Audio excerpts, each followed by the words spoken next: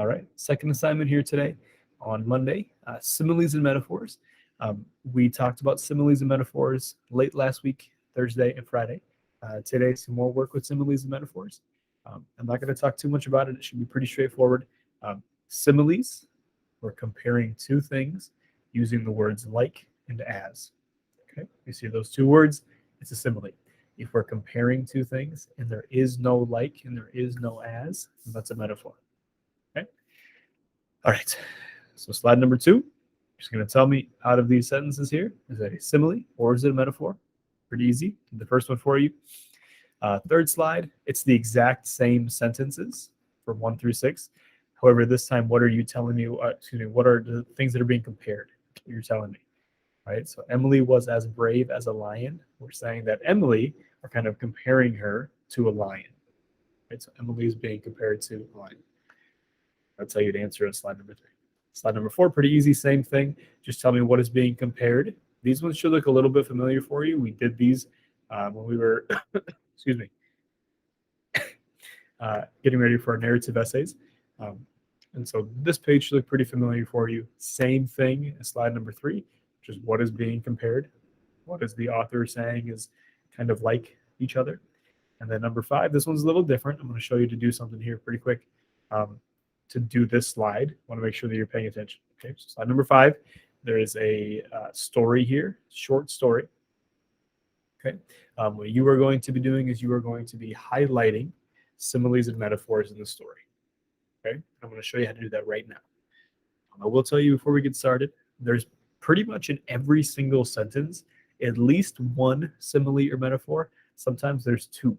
Okay, so you'll be highlighting a lot in the story. All right, we're going to start with the very first sentence. Jenny hopped out of her bed like a frightened kangaroo. I can tell right away that this author is deciding to compare Jenny to a kangaroo. She hopped out of her bed like a frightened kangaroo. I see the word like right there. And so I'm going to highlight this sentence here. Jenny hopped out of her bed like a frightened kangaroo. So I can click and drag and highlight this. Okay. Now this is not completely highlighting it. This is just kind of, you can think of it as highlighting it for a second. We want to highlight it forever. So to do that, so you make sure that all this part is highlighted here. And you go up here. This is the toolbar. It has all the different tools that you need when you're on a Google slide or a Google Doc.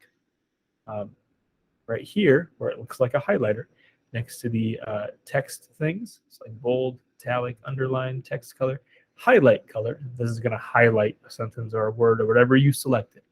You've selected the sentence, click on highlight color, and I do not care what color you use, just use a color that you can still read the sentence, right? So, for instance, if I choose this black color, you're not, well, I guess it's not too bad.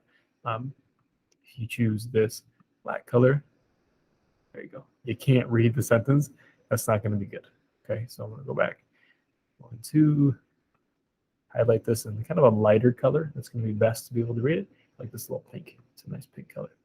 Okay, you're going to continue to go, and you're going to go down, and you're going to highlight any similes, any metaphors that you see. If you have any questions, I'll be on GoGuardian.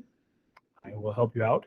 We've been talking about figurative language, similes, metaphors. We have one more that we'll learn called idioms, and then we'll move forward. We will do a quiz on Friday over similes, metaphors, and idioms. We'll start talking about idioms tomorrow. Okay? Any questions? I'll be on GoGuardian, or raise your hand. Ms. Hartman will be around.